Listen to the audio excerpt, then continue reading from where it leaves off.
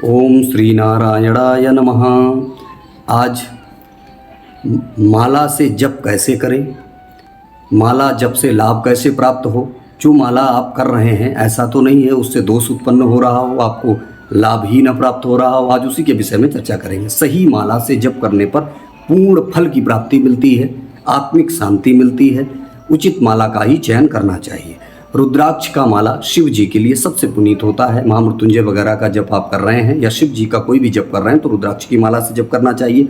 देवी जी का जप जब भी करें तो स्फटिक माला अथवा हल्दी की माला से माता लक्ष्मी का जैसे जप किया जाता, कामगट्टे से माता लक्ष्मी का, बंगलामुखी का जप हल्दी की माला से होता। इस तरीके से देवियों का अपना अपना अलग अलग विधान है, उससे जप करना चाहिए। और सबसे सुलभ, सर्वसुलभ तुलसी की माला, नारायण का जप तुलसी की माला से करना चाहिए, सबसे पुनीत होता है, शुभ होता है। इसके बाद शुद्ध स्थान हमेशा याद रखें। जप करने के लिए स्थान शांत होना चाहिए, स्वच्छ होना चाहिए, वहीं पर बैठ करके जप करना चाहिए। आसन का विधान है, जिस देवता का जिस रंग का जो आसन होता है उसी अनुसार जप करना चाहिए। सफ़ेद आसन है, लाल आसन है, माता देवी जी का लाल आसन है, इस तरीके से जप का विधान है। आसन का चयन करें। इसके बाद माला को धारण कैसे करें जप माली में, इसका भी विधान है। अनामिका पर रखें, अंगूठे से रोक कर और मध्यमा उंगली से चलाना चाहिए जप को। सुमेरु का कभी उल्लंघन नहीं करना चाहिए, यह सबसे बड़ा दोष माना जाता है जप में।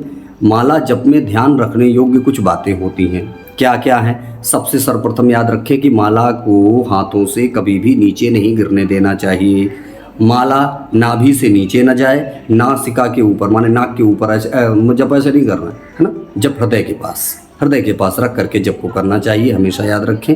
ये प्रक्रिया जप की हमेशा रहती है। दूसरा, जप का एक विधान होता है, ठीक है। दूसरा, माला को हमेशा ढक करके रखना चाहिए। जप माली में रखें अथवा कोई वस्त्र है, ठीक है ना, तो उसमें इस तरीके से जप को करना चाहिए।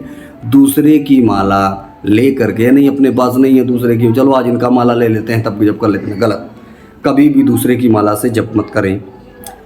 माला जप में दोष क्या क्या होते हैं उसका भी एक विधान होता है। बिना सुमेरु अथवा बिना गांठ लगी हुई माला का, जो देखे होंगे ना मनके में गांठ लगी होती है, उसमें कभी भी जप नहीं करना चाहिए, उससे दोष लगता है। अगर गांठ नहीं लगी है, सुमेरु नहीं है तो माला में दोष है। दूसरा, माला का मन का कोई चिटका ना हो, ध्यान रखें। विदीर्ण ना हो, टूटा ना हो, सब खंडित नहीं होना चाहिए, ये विशेष ध्यान रखें।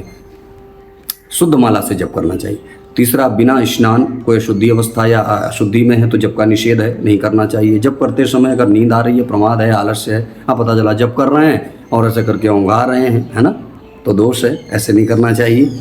ध्यान भंग हो, मन विचलित हो, कहीं दूसरे का सोच रहे हैं, पता चला नियम क्या होता है कि जब जप करें तो आँख बंद करके भगवान का ही चित्र आना चाहिए, बड़े मन से ध्यान कर। जिसका भी जप कर रहे हैं, शिव जी का कर रहे हैं तो शिव जी का अंदर, आपके अंदर एक चित्र आना चाहिए, तब जप करें। अब पता चला जप कर रहे हैं और बैठे बैठे कंपनी के बारे में सोच रहे हैं, इतना आज शेयर मार्केट में लॉस हो गया है, या पता चल रहा कोई प्रेमिका का चिंतन कर रहे हैं, निषेध है, आप जप मत करिए। बनावटी जप नहीं करिए, नहीं उससे दोष लगता है आपको।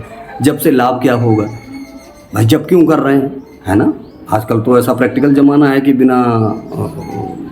बिना लाभ के कोई किसी के पास खड़ा नहीं होता है, तो जब काहे करेंगे, लाभ होता है। कौन सा लाभ है? सबसे पहला, मन शांत होता है, जो कि आजकल प्रायः नहीं है। मन की शांति जब से होती है, ध्यान केंद्रित होता है, आत्मिक शांति मिलती है, आत्मिक शुद्धि होती है और धन सुख वैभव की प्राप्ति होती है हमेशा। और सबसे बड़ा प्रभाव, जो अरिष्ट ग्रह हो जाते हैं, शनि राहु केतु ढैया चल रही हो, 7.5 चल रही हो, बकरी हैं, अस्त हैं, इन सब चीज़ों पर अशुभ दृष्टि पड़ रही हो, जप करने, उन्हीं का जप करने से, उसी देवता का जप करने से, उसी ग्रह का जप करने से पूर्ण शांति मिलती है, शुभ फल प्राप्त होते हैं, नकारात्मक ऊर्जा दूर होती है और सकारात्मक ऊर्जा हमेशा संचरित होती है। सुबह और शाम को संध्या बेला में जप करने का विशेष विधान है। नमो नमः। जय श्री श्याम।